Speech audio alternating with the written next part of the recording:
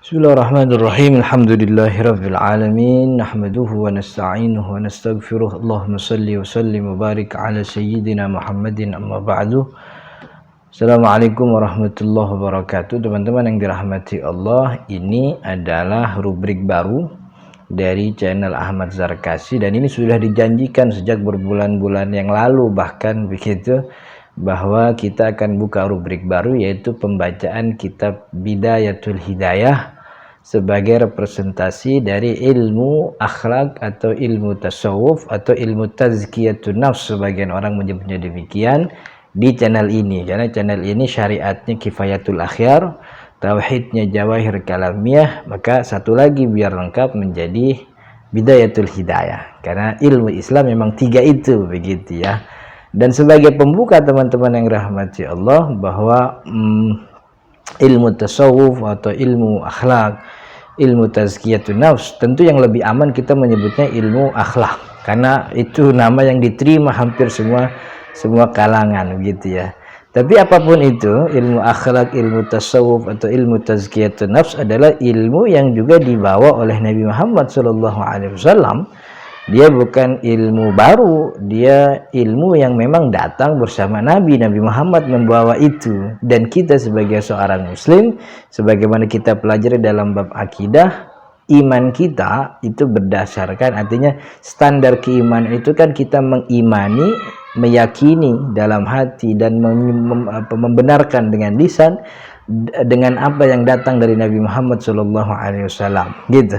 Dan Nabi Muhammad datang bawa ilmu ini, namanya ilmu akhlak, ilmu tasawuf atau ilmu tazkiyatun nafs, gitu. Dalam Al-Quran surat Ali Imran ayat 163 atau 164 ya, Allah Subhanahu wa taala mengatakan, wa laqad manallahu 'alal mu'minina idz ba'atsa fihim rasulan min anfusihim yatlu 'alaihim ayatihi wa yuzakkihim wa yu'allimuhumul kitaba wal hikmah. Kata Allah, Allah telah menganugerahkan kepada kalian satu rasul yang mana tugasnya adalah yatlu 'alaihim ayatihi, dia membacakan ayat-ayat Allah. Yang kedua, wa yuzakkihim, mensucikan jiwa mereka. Yang ketiga, wa yu'allimuhumul kitaba wal hikmah. Yang pertama, yatlu alaihim itu artinya berdakwah. Dakwah itu mengenalkan Allah kepada manusia, dan itu representasi untuk ilmu tauhid. Sedangkan wa yuzakkihim, mensucikan jiwa mereka, yaitu memberikan mereka suluk, jalan cara bagaimana kita dengan kedekatan kepada Allah hati makin bersih. Yang ini representasi dari ilmu tasawuf, ilmu akhlak. Wa yu'allimuhumul kitaba wal hikmah, yang ketiga adalah mengajarkan mereka Alkitab, Al-Quran dan hikmah, yaitu sunnah Nabi Muhammad SAW, yaitu representasi dari ilmu syariat, ilmu fikih, begitu. Makanya ini tugas kenabian tiga tuh, dakwah, tauhid, tazkiyatun nafs, mensucikan jiwa, dan mengajari syariat. Maka tiga ini nggak boleh hilang. Kalau hilang salah satunya kurang mantap tuh itu kan ya. Jadi tiganya harus ketemu. Makanya kata Imam Malik, masyhur ya perkataan Imam Malik, man tasawwafa duna man tasyarra'a duna an tahaqqaq. Siapa orang bersyariat tapi tidak berhakikat, nama lain daripada tasawuf, maka tazandaqa, ya kan, dia tafassaqa, dia jadi orang fasik, ngerjain ibadah luarnya tapi inti akhlak daripada ibadah tersebut dia nggak kerjain. Tapi sebaliknya, orang yang mentasawwafa duna man tahaqqaqa duna an tasyarru'a, siapa yang berhakikat tapi tidak bersyariat, gitu, tazandaqa, maka jadi zindik. Zindik itu kayak macam apa ya, ya iblis dan tentaranya dan seterusnya itu. Dan ini juga sesuai dengan apa yang dibawa oleh malaikat Jibril ketika beliau datang kepada Nabi Muhammad SAW. Ketika Nabi Muhammad berkumpul dengan para sahabat, lalu Jibril datang, kan gitu. Orang nggak ada yang kenal, tapi kok mukanya rapi. Kalau nggak ada yang kenal kan mestinya dari orang jauh, orang safar. Tapi ternyata rambutnya klimis, bajunya juga bersih, nggak bekas kelihatan ada noda karena jauh perjalanan. Jadi orang bingung, nih siapa. lalu mendekati Nabi Muhammad ditanya dengan apa itu Islam, apa itu iman, lalu apa itu ihsan. Gitu. Islam representasi dari syariat, fikih, iman representasi untuk tauhid, dan ihsan representasi untuk tasawuf, untuk tazkiyatun nafs. Anta'budallah ka'annaka tarah fa in lam yakun tarah fa innallaha yarah. Jadi ilmu tasawuf itu bukan baru, cuman memang penamaannya yang belum ada sejak zaman Nabi. Jadi kalau kita lihat sejarahnya disebutkan oleh Imam Al-Qushairi dalam risalah Al-Qushairiyah. Jadi salah satu banyak ulama menyebut bahwa risalah Al-Qushairiyah ini adalah karangan pertama tentang ilmu tasawuf sebagai sebuah disiplin ilmu yang sebelumnya adalah hal atau suluk atau keadaan, kemudian dijadikan sebuah disiplin ilmu karena sudah mencapai kaidah yang cukup untuk dikatakan sebuah fan. Dan pertama itu Risalah Al-Qushairiyah, dan belum menceritakan di dalam muqaddimahnya. Teman-teman mungkin punya yang kitab ini. I'lamu rahimakumullahu ta'ala anna al-muslimina ba'da Rasulillah sallallahu alaihi wasallam lam yatasamma afadiruhum fi asrihim bitasmiyati alamin siwa suhbati Rasulillah. Ketahuilah wahai kaum muslimin bahwa orang muslim setelah Rasul sallallahu alaihi wasallam tidak pernah menyamakan orang-orang fadil, orang-orang utama di masa itu dengan penamaan sesuatu, penamaan istilah siwa suhbata Rasul, kecuali penamaannya sahabat. Jadi sahabat itu atau suhbah adalah level tertinggi orang muslim. Jadi itu adalah level di mana orang muslim itu udah sangat adil, tidak mungkin fasik. Kita bisa menerima periwayatan sahabat tanpa harus nyari tahu siapa. Karena dia sahabat maka dia adil, dan sahabat itu ya ru'yatul Rasul, dilihat oleh Nabi Muhammad itu sudah cukup bahwa dia adalah sahabat. Dan predikat sahabat itu predikat tertinggi bagi seorang muslim, tidak ada yang lebih mulia daripada predikat sahabat. Begitu. Idla fadilah tafawqaha, kan memang nggak ada fadilah selain fadilah suhbah. Jadi nggak ada orang, nggak ada yang namanya tasawuf, nggak ada yang namanya A B, pokoknya level tertinggi manusia itu suhbah. Dalam standar Islam, level tertinggi predikat itu suhbah. Jadi sahabat Nabi itu orang-orang tertinggi di antara kita. Faqila lahum sahabah, kemudian disebutlah mereka itu sebagai sahabat. Walamma adrakahum ahlil asri tsani, kemudian ketika mereka masuk kepada generasi kedua, sumiya man sahibas sahabat at-tabi'in, dinamakan orang yang bersahabat atau begaul dengan sahabat Nabi disebut dengan at-tabi'in. Wa ra'au dzalika asyraf simah, dan tabi'in itu dilihat sebagai asyraf simah, tanda yang mulia. Tsumma qila liman ba'dahum atba'ut tabi'in, kemudian orang yang mengikuti tabi'in disebut atba'ut tabi'in atau tabi'ut tabi'in, kita nyebutnya biasa.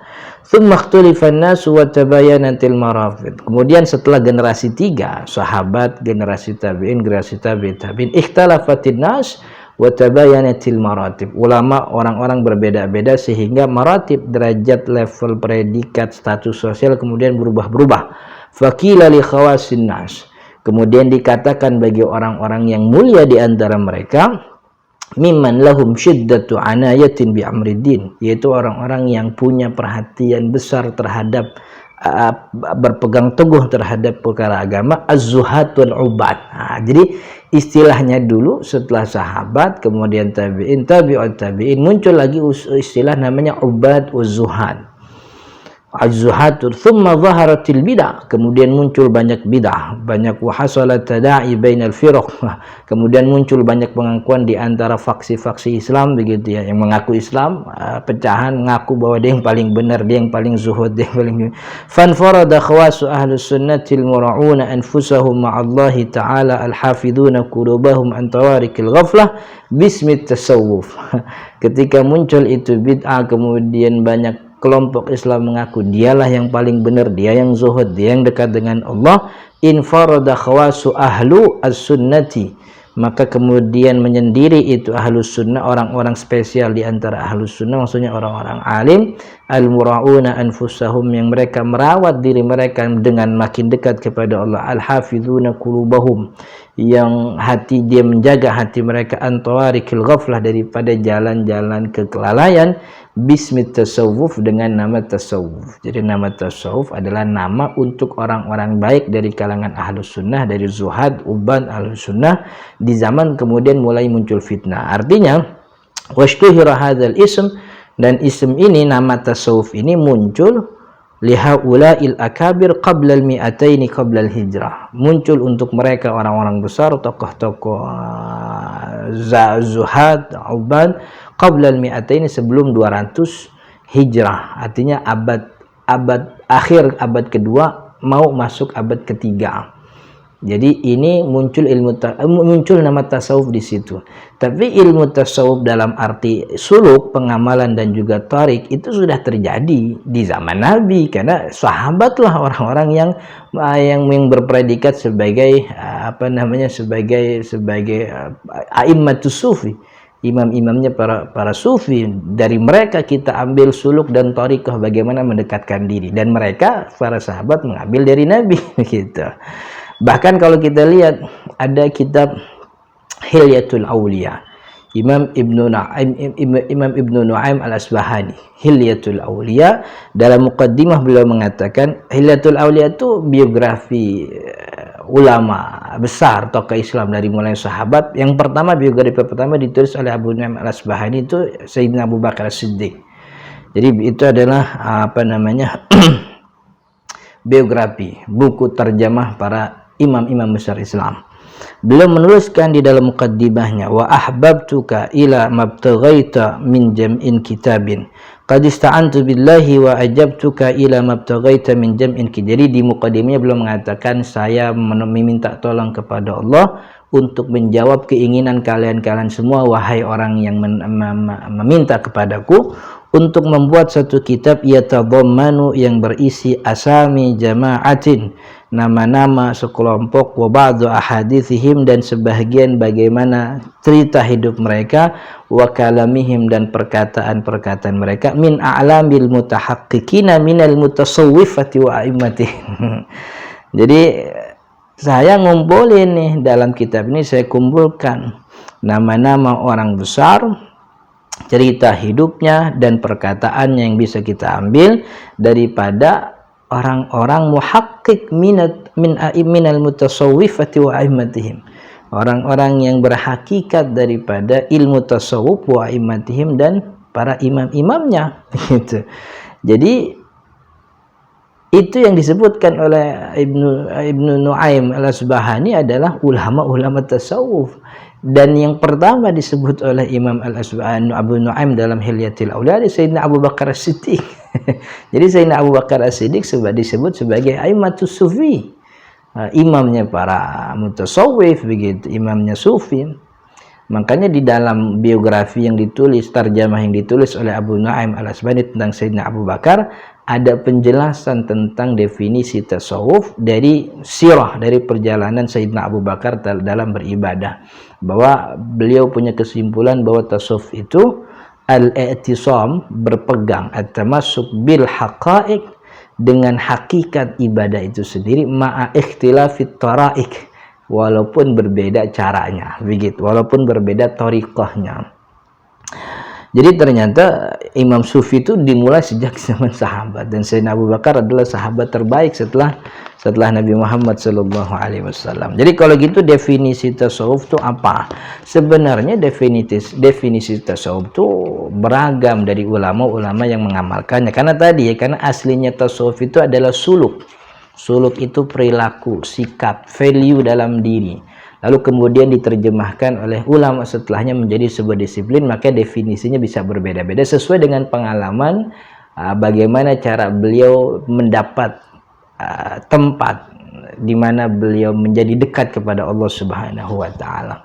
Tapi pada intinya tasawuf itu hampir seluruh definisi yang kita dapat dari ulama tentang ta'rif definisi tasawuf semuanya mengarah pada akhlak. kepada akhlak, kepada keikhlasan, kepada tawakal, kepada tafwid kepada Allah, kepada qanaah, kan begitu. Intinya beribadah dengan akhlak kepada Allah Subhanahu wa taala. Tapi dari banyaknya definisi, saya lebih suka, tidak berarti benar, paling benar juga tidak berarti yang lain salah, tapi saya lebih suka dengan definisi yang disebutkan oleh Imam Ibnu Khaldun. Imam Ibnu Khaldun, udah 15 menit. Imam Ibnu Khaldun dalam kitab Tarikh Ibnu Khaldun fasal 17, beliau menyebut ilmu at-tasawuf, beliau mengatakan ilmu tasawuf itu al-uqufu 'alal ibadati wal inqita' ila Allah taala. Al-uquf itu memenjarakan diri alal ibadah, untuk terus beribadah, wal inqita' ila Allah, dan putus kepada orang lain, khusus kepada Allah saja, wal i'rad an zakhrafid dunya wa zinataha, dan menolak atau membelakangi, menolak daripada zukhrafid dunya, kenikmatan dunia, wa zinataha, dan seluruh perhiasannya, wa zuhdu, dan berlaku zuhud. Zuhud itu tidak meyakini bahwa apa yang dimiliki manusia lebih baik, lebih mulia daripada yang dimiliki Allah. Dan zuhud fi ma yakbalu alaihi jumhur, dan zuhud terhadap apa yang kebanyakan orang bisa dia cari.